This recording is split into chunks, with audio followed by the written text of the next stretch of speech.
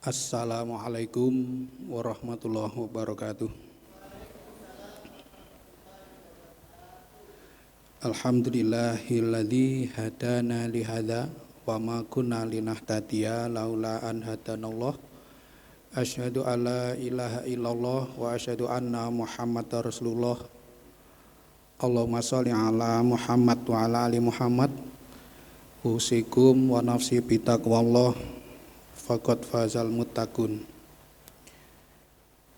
Ibu Rektor dan seluruh jajaran pimpinan yang saya hormati, Badan Pembina Harian sudah rawuh 2 ya, Pak Eko dan Pak Solhin. Saya narasumber ya. Bapak Ibu dosen, tendik, semuanya yang kami banggakan. Yang pertama, kita bersyukur kepada Allah pada pagi hari ini kita masih sehat walafiat. Kemudian yang kedua, sebelum saya pengajian, saya dapat amanat kalau ada S1 yang hafal 30 juz atau minimal 15 juz gitu. Itu ada beasiswa ke Tripoli S2. Kita diberi jatah 5 baru dapat 2. Kalau ada tetangga mungkin ya. Tapi yang Muhammadiyah, kalau tidak saya yang tidak mau. Kalau ada Pak Dede berapa juz? Angel ya. Sebab memang hafalan itu bukan karakter Muhammadiyah ya. Karakter Muhammadiyah itu Islam yang fungsional, Islam yang terapan, bukan formalitasnya. Tapi bukan berarti yang hafal itu jelek loh ya. Tapi ya tidak berhenti di situ. Jamaah koyo pengajian ya. Bapak Ibu sekalian yang saya hormati, pagi ini saya bacakan ayat 43 sampai 46 surat Al-Baqarah. A'udzubillahi minasyaitonirrajim. Wa aqimus sholata wa atuz zakata warka'u ma'ar rakiin. Atamuruna nas bil birri wa tangsawna anfusakum wa antum tatlunal kitaba afala taqilun. Wasta'inu bis sabri was shalah wa innaha lakabiratun illa 'alal khashi'in alladzina yadhunnuna annahum mulaqu rabbihim wa annahum ilaihi raji'un.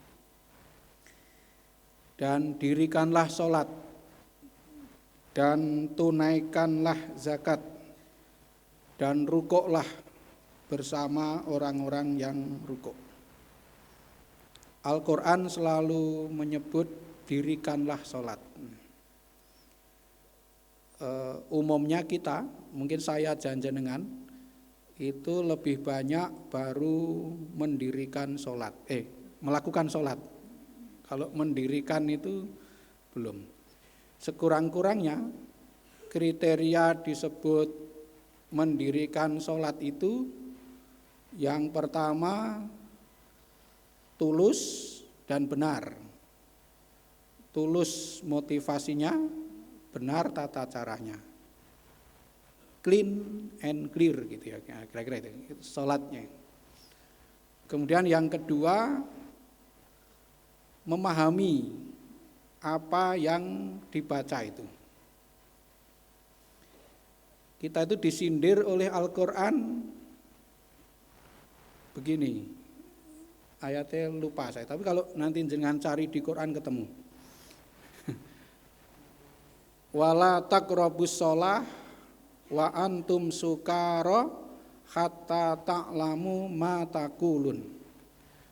Janganlah kamu mendekati sholat ketika itu kamu sedang mabuk gitu. Sampai kamu memahami apa yang kamu ucapkan. Loh, ini kan sesungguhnya itu apa? Bukan mabuknya ya yang dipikir. Jangan terus mikir nek ngono mabuk ra apa-apa. Sing penting pas mabuk aja salat. Nah, itu namanya mengurii ayat ya. Mengurii itu. Jadi intinya pada kamu paham apa yang kamu ucapkan. Kalau Pak Thohirin jelas paham ya, karena bahasa Arab. Kita sing cah Jawa itu kan perlu belajar. Jadi paham. Maka sesungguhnya ini kalau dalam tafsir Al-Azhar ya ayat ini menuntut kita untuk memahami apa yang kita baca. Kalau kita itu memahami, sholat itu kan sama seperti kita mengajukan proposal kepada Allah. Akan seperti ini. Ini nek ra ngerti kan arep nopo, ora ngerti. Nah, maka dengan memahami apa yang dibaca itu, maka menjadi yang keempat atau ketiga. Ya pokoknya yang seterusnya itu terus perilaku kita sehari-hari menyesuaikan dengan apa yang kita ucapkan. Contoh begini. Contoh bacaan duduk di antara dua sujud. Allahumma gfirli warhamni wajburni wahdini warzukni. Ya Allah, ampunilah saya. Nah, kalau kita itu mintanya diampuni, kok berbuat dosa, nah itu kan tidak pantas gitu. Tidak pantas. Dari satu doa saja sudah membaguskan kita. Kemudian wajburni, cukupilah. Jadi minta dicukupkan. Wong kita itu njaluk cukup kok masih celutak. Celutak itu apa? Rakus ya. Itu kan enggak cocok ya. Maka orang yang sudah sholat mestinya tidak rakus lagi. Kemudian wahdini dan berilah saya petunjuk. Oleh sholat njaluk petunjuk kok pas pengajian ramangkat gitu. Nah itu kan enggak cocok. Karena di pengajian ada petunjuk. Jadi nek orang yang menghayati jadi seperti itu. Terus warhamni, dan sayangilah saya. Kalau minta disayangi Allah, ya yang kita lakukan ya kita menjadi orang yang penyayang. Penyayang itu tidak penyengit. Penyengit itu pembenci ya. Jadi Nabi kan mengatakan, sayangilah yang di bumi, maka kamu akan disayangi oleh yang di langit. Maka kalau kita mengatakan warhamni, nah maka kita menyayangi seluruh makhluk. Wong le ndonga warhamni, ngingu wit kembang kok nganti layu. Itu enggak cocok dengan doa yang diucapkan. Ngingu pitik kok pakane penrung gitu. Nah, nek pitik kan pakani beras ora pakani penrung. Itu kan tidak warhamni. Ngingu bojo kok ngingu bojo. Punya jodoh kok tidak disayangi. Nah, itu namanya tidak warhamni. Dan seterusnya banyak hal yang akhirnya dalam kehidupan sehari-hari menjadi sangat baik. Yang terakhir apa gue? Warzukni. Nah, berilah rezeki kepadaku. minta rezeki kok keset. Nah, enggak cocok. Maka dari satu rangkaian doa di dalam sholat ini saja itu sudah membentuk pribadi yang pertama menjauhi dosa karena minta ampun. Yang kedua tidak rakus. Kemudian yang ketiga penyayang. Penyayang semua makhluk loh ya. Kemudian yang keempat rajin ngaji gitu. Rajin ngaji karena minta petunjuk. Kemudian yang kelima pekerja keras karena minta rezeki. Mohon maaf Pak Ketua sudah dimulai ya.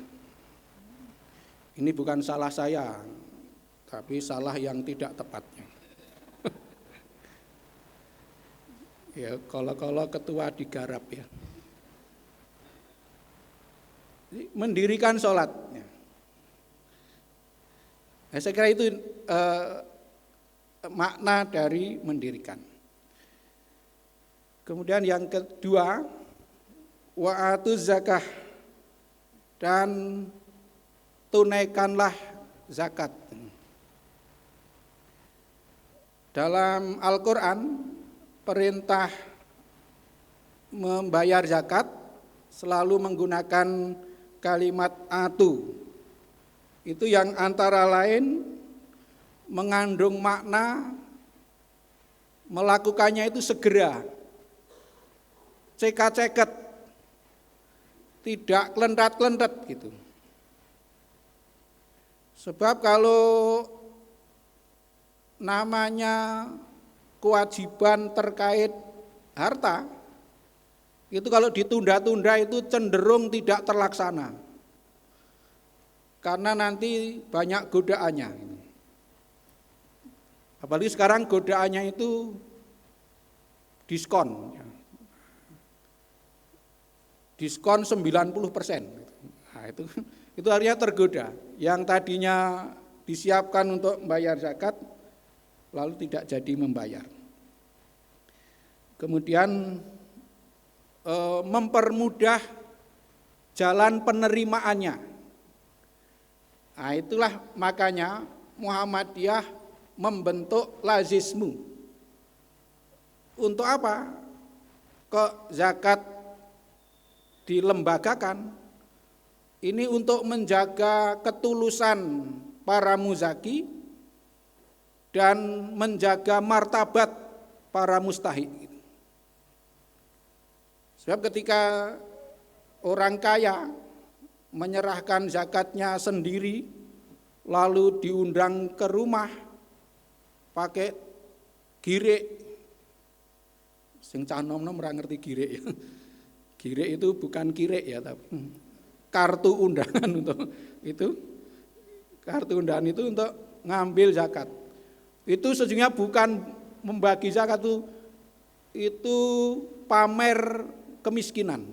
Nah, sehingga dia jadi kelihatan kaya, lalu jebulnya orang miskin banyak sekali. Dikasih 150.000 rewangi semaput gitu. Itu namanya kan merusak ya, merusak amalnya yang bersangkutan dan merendahkan martabat orang lain. Nah, kalau lazismu enggak. Kalau jenengan zakatnya di lazismu, insya Allah terpelihara ketulusannya. Karena yang terkenal bukan jenengan, tapi lazismu. Kemudian lazismu pun membaginya itu dengan menjaga martabat si penerima. Sehingga Ramadan kemarin judulnya kado Ramadan. Kalau menerima kado itu kan tidak dianggap miskin ya. Meskipun aslinya ya miskin gitu. Tapi dengan sebutan kado itu pilihan kata tersendiri yang untuk menjaga martabat mereka. Itu Bapak Ibu yang saya hormati. Nah, zakat. Sekarang pertanyaannya, kita itu gembira menjadi orang yang bayar zakat atau menerima zakat? Kalau gembira, ya tentu sesungguhnya perintah berzakat itu perintah untuk bekerja keras sehingga hartanya mencapai nisab lalu membayar zakat. Jadi semangatnya itu, semangat perintah membayar zakat. Kemarin ada mubalek mengatakan begini, "Lho nek bondomu belum mencapai 85 gram dalam setahun, ya rasa bayar zakat." Gitu. Rasa bayar zakat. Ya memang secara fikih betul. Tapi mubalek yang demikian terus tak tutup dengan pengajian saya.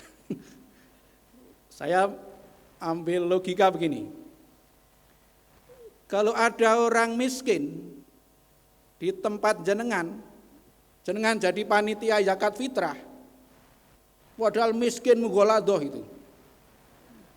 Tapi dia berusaha mengumpulkan sekuat tenaga sehingga mendapatkan beras 2,4 kilogram.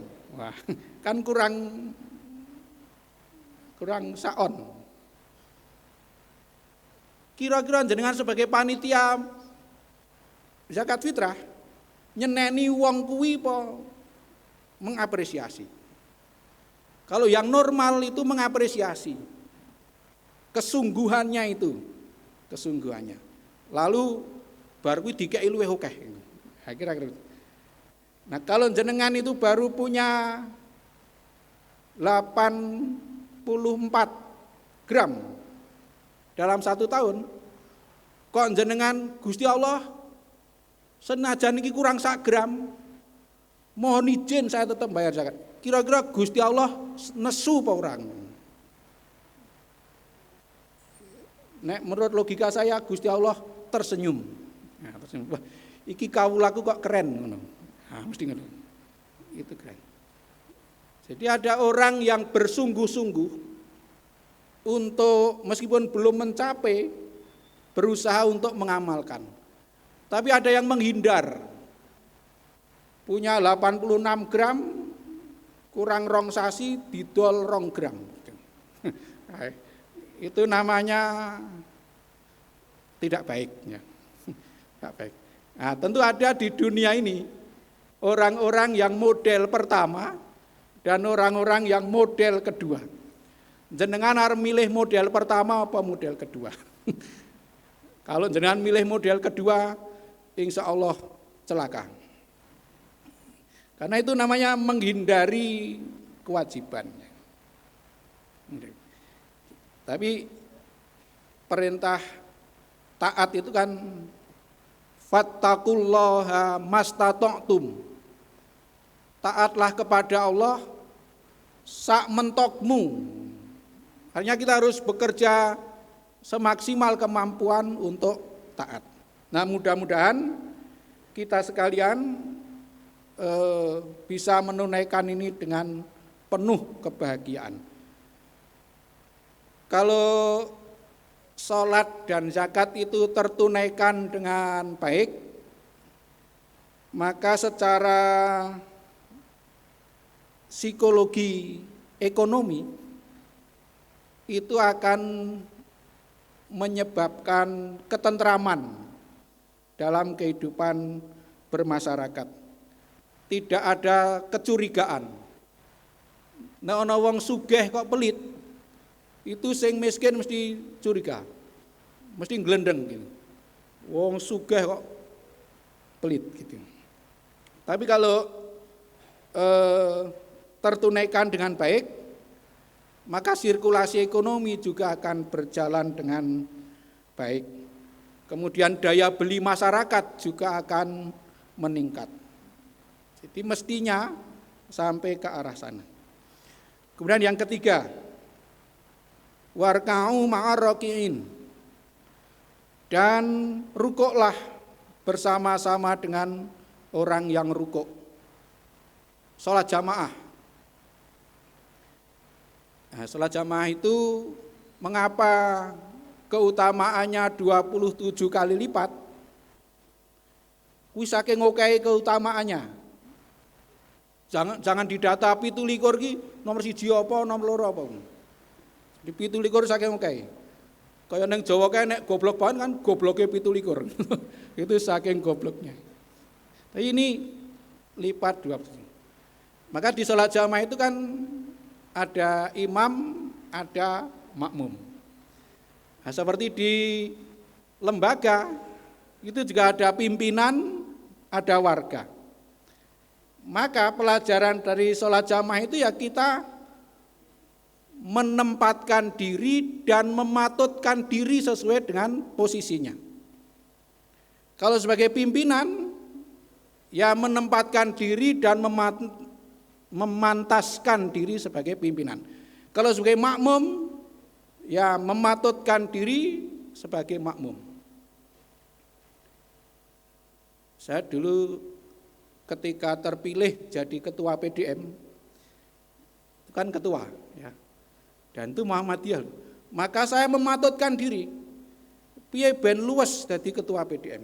Nah, cara saya mematutkan diri waktu itu terus berani ngimami sholat duhur gitu. Nah, itu kan cara memantaskan diri sebagai pimpinan gerakan Islam. Oh, jajan nek ketua PDM kok ngimami sholat duhur rawani kan ya. Itu saya sinau loh, ben iso ngimami sholat duhur.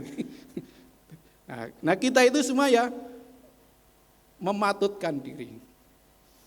Nah, sekarang jika kita sudah unggul, nah, bagaimana seluruh sivitas akademika itu memantaskan diri di Unima yang sudah unggul itu, sehingga ada peningkatan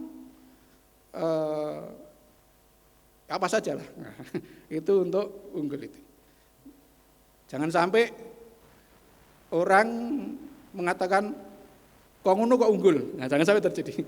Nah, saya kira pimpinan universitas itu sudah berusaha secara kelembagaan untuk menuju memantaskan diri. Maka kita sebagai warga Unima juga memantaskan diri. Memantaskan diri di perguruan tinggi yang unggul itu. Nah, Bapak Ibu sekalian yang saya hormati,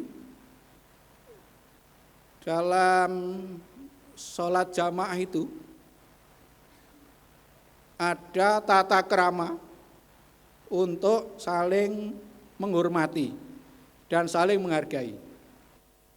Misalnya, tidak boleh ada makmum yang bacaannya krungu jejernya. Soalnya nek jejere krungu iso goyah. Pemane maca Fatihah wis muni iya kana budu, rada diserokke kae. Nah, mongko jejere gek tekan alhamdulillah. Wah, aku kalah. Nah, itu kan nanti jadi merusak tata kehidupan sosialnya itu. Maka saling menghargai. Dan saling menghargai itu tidak harus dan tidak perlu dengan mencampur adukkan. Maka saya mengapresiasi ijtima MUI. Nah, jadi salam lintas agama.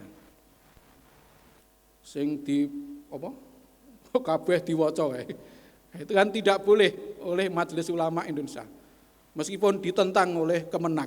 Nah, jadi Kemenak dan MUI kerah gitu. Ini saya punya pengalaman, ya. Dulu saya pernah ngisi halal bihalal pensiunan pegawai bank tertentu.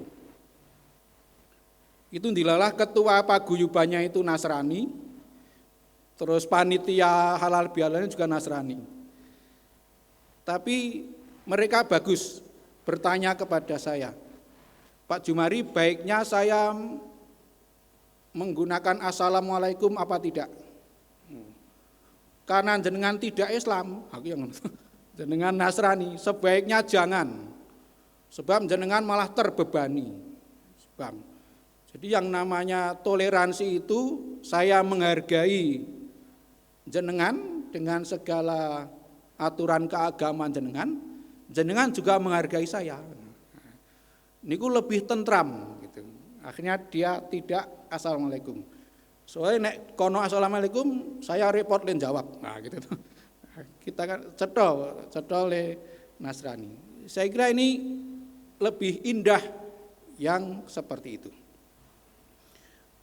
Kalau orang Nasrani ya puji Tuhan gitu toh. Nah, kene alhamdulillah gitu. Jane yang di Arab ke Indonesia. tapi kan itu membuat nyaman. Coba kalau salamnya pakai om, pakai ibu, bapak, itu kan rumit gitu. Terus juga tahu diri dalam berjamaah itu. Ya nek jamaah nang masjid ya aja nggore mason lah gitu. Nah, itu namanya mengganggu penciuman tetangganya. Dan seterusnya. Yang pada intinya contoh perilaku dalam sholat berjamaah itu ya secara sosiologis bisa kita terapkan dalam kehidupan sehari-hari, khususnya terkait dengan memantaskan diri dan menempatkan diri sesuai dengan posisinya masing-masing. Kalau makmum, ya makmum. Yang kadang-kadang meskipun dalam kehidupan sehari-hari itu iso beda-beda gitu. Waktu yang satu dengan waktu yang lain. Kalau di PWM saya pimpinan gitu. Tapi kalau di pimpinan wilayah Pak Giono itu anak buah karena PDM gitu. Tapi kalau di BPH saya anak buahnya Pak Giono. Jadi di BPH manut dia. Tapi kalau di PWM beliau yang manut saya gitu. Nah, itu wolak-walik itu enggak apa-apa. Tapi sesuai dengan posisinya masing-masing. Nah, ini yang kita harus menempatkan diri seperti itu. Dan yang ingin saya sampaikan lagi, kita itu warga Unima. Jangan menempatkan diri sebagai penonton. Ini bolak-balik tak omongin nang ndi. Wong kita itu orang dalam kok. Apa? Orda. Lah kok menempatkan diri sebagai penonton. Penonton ki gaweane ming nyacat gitu. Itu penonton. Maka enggak boleh jenengan tendi dosen BPH gitu. BPH ya ora entuk. BPH kok nyacat gitu. Wong kita itu bagian yang dicacat gitu. Kalau jenengan gaweane ming nyacat, berarti modalnya cuma COCOT tok gitu. Enggak punya modal yang lain gitu. Itu tukang nyacat. Nah, itu penonton. Dieling-eling ya. Kita itu orang dalam, bukan orang luar. Kalau penonton itu orang luar. Jadi kita tidak mau dengar lagi orang dalam kok menempatkan diri sebagai penonton. Saya kira paham ya, peka. Yang tidak peka itu pekok. Gitu ya. Ini maksud saya seperti ini. Jadi kita kompak bersama-sama seperti yang saya sampaikan di video tadi. Bersama-sama itu dengan apa? Kita saling husnudon. Husnudon berpikir positif. Kalau kita kompak husnudon berpikir positif, insya Allah akan produktif. Tapi kalau kita saling curiga, nah itu yang kalau orang curiga itu pasti pikirannya negatif. Kalau pikirannya negatif, pasti juga tidak produktif. Ngeceh-ceh umur gitu. Jadi umurnya itu habis sia-sia. Berang-berang menit. Oke, 1 menit lagi ya. Saya ambil yang terakhir saja, yang ke 46. Yang tengah nanti dibaca sendiri. Yang 46 itu kan diakhiri minta tolong sabar dan sholat untuk minta tolong kepada Allah itu berat, kecuali orang yang khusyuk. Orang yang khusyuk itu siapa? Orang yang yakin akan perjumpaan dengan Tuhan mereka dan yakin akan kembali kepada Tuhan mereka. Gitu. Kita yakin toh ketemu Gusti Allah, so. Ketemu Gusti Allah itu seneng. Terus apa? Ya wes seneng. Seneng. Dan puncak kebahagiaan hidup manusia itu ketika berjumpa dengan Gusti Allah.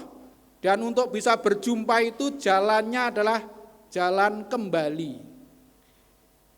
Kembali itu artinya mati. Orang itu nek lelungan, itu nek arep bali seneng. Mongko mati iki bali. Kudune awake dhewe seneng nek mati iki. Sapa sing arep dhisik? Kan seneng lho, seneng. Sing ora seneng wong lelungan kok nek bali ra seneng, kuwi mesti mergo kecantol cewek ning kono kuwi. Kecantol cewek itu. Nah, apa makna kita itu mati kuwi seneng karena mati itu kembali? Ya kita menjalani hidup mencari bekal untuk kembali itu dengan senang. Kita beribadah, beramal soleh, itu kita jalani dengan senang. Itu makna dari kembali itu senang. Nah, kalau kita itu dalam beribadah, beramal soleh, menjalankan tugas sosial dengan senang, itu adalah nanti yang akan mengantarkan kita kembali dalam keadaan senang. Dan kita jadi tetap produktif. Bukan berarti, mengarep mati kok dadak ngrekoso. Bukan. Justru perjalanan menuju kembali itu dengan senang itu seperti itu. Menjalani seluruh proses sesuai dengan amanat yang dibebankan kepada kita itu dengan senang. Nah, kalau senang pasti hasilnya juga positif dan produktif. Nah, mudah-mudahan kita sekalian termasuk orang yang senang itu. Jadi yang takut mati itu orang yang sudah kecantol dengan dunia. Dunia itu bisa jabatan, bisa harta. Makanya ada toh orang pensiun terus stres, stroke, mati. Nah, itu. Perjalanan kembali itu kan macam-macam. Ono sing 50 tahun wis tekan. Ono sing pira? Swidak urung tekan. Masing-masing beda-beda. Semene iki sing paling lama perjalanannya urung tekan-tekan Pak Solihin gitu. Nah, itu perjalanan udah panjang, tapi belum sampai-sampai. Mungkin masih panjang lagi perjalanan. Nah, saya nggak tahu yang muda-muda itu akan tekan kaya Pak Solihin apa ora. Kita enggak tahu. Tapi perjalanan kan macam. Kalau semuanya dilakukan dengan bahagia, insya Allah itu namanya kembali dengan senang. Saya kira Pak Solihin menjadi teladan bagi kita. Ya. Sudah pensiun lama masih tetap senang. Gitu. Itu kan luar biasa. Jarang loh seperti itu. Berarti beliau tidak kecantol. Ya. Malah nyantol. Saya kira itu saja yang saya sampaikan, mudah-mudahan bermanfaat. Dan perlu saya sampaikan, saya menjalankan amanat Muswil